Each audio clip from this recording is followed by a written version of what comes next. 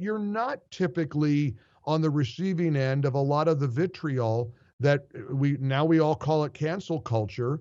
And we know what they've tried to do to Tucker and to Sean and to Laura and to so many high profile Fox News personalities. And I know it's always when you're leading the pack, you're always taking incoming. You guys, Fox News is continuing to clobber the competition. You're all over Fox News with the Five and the shows that you co-host, America's Newsroom. But you do manage to avoid a lot of the being on the receiving end of efforts to really silence you, because this is a big concern to any of us who work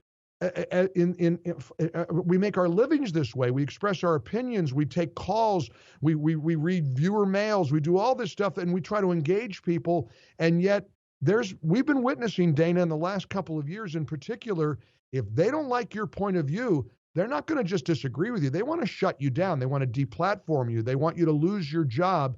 And I really am respectful and sort of astonished and knock on wood that it keeps going this way for you. And I think it's because you are absolutely fair. You're kind. You don't seem to have any kind of a nefarious or viciousness to the way you deliver things, but you don't have watered down views. You are a solid, consistent conservative, but for some reason, the machine, for whatever reason, has left you alone. And I think that's great. Yeah, well, look, it could change at any moment, and I know that.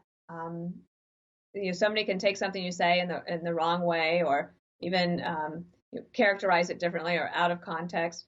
I do enjoy my role here at Fox News as a news anchor and an analyst. I have tried to figure out a way to straddle both worlds and to be my authentic self while doing that. And I think I've figured it out, but I do give it a lot of thought. And, even at the White House press secretary, and when I was at the press secretary at the podium, like, I would really think through what I was going to say. And I mean, that all happens in an instant, right? But to be prepared is important. One of the things I write about in the book, too, is that I think that for me, the more I listen, the more effective I can be as a commentator. And I think back to Charles Krauthammer.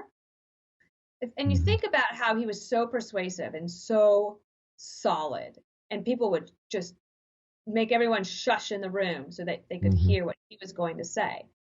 But what was one of his key strengths? He was a very active listener. Yeah. So he would be able to understand an opponent's point of view and incorporate that and then crush them. And I always thought that was such an effective way to try to communicate. It also seems to me, and I do it every day, I'll drive home after the radio show and you spend hours a day on the air and you say, man, I wish I said it differently this way, or I wish I had worded it differently. We all do that, but I also try really hard to have people in my life who aren't like-minded, because it gives me a degree of empathy and I can kind of see where somebody else is coming from. We are so much into the tribalism of us versus them, and they're and listen, I fight hard for what I believe in every day, but I also try to understand where somebody who disagrees with my ideology or my politics, where they're coming from. And so in a way, maybe you do the same thing, and it kind of keeps us sort of out of the hot seat, where we're not just trying to lob, hand grenades to the other side, but we're trying to have a reasonable dialogue. Yeah, I don't want any vitriol in my life. I work very hard to avoid it. One of the things of course, I talk about my dog a lot, Jasper. I have actually utilized my love for dogs to form relationships with people that I might disagree with politically. And that's been very gratifying, actually. I have a rule, no politics at the dog park. And also I've found the other thing is that if you ask questions, right, I ask a lot of questions. I'm curious. I love learning. I know you do too. This is why you do this job. You love meeting people and learning the issues. And I've also started listening to more podcasts. I'm thrilled that you're going to be doing a podcast. I will subscribe. I will give you 5 stars.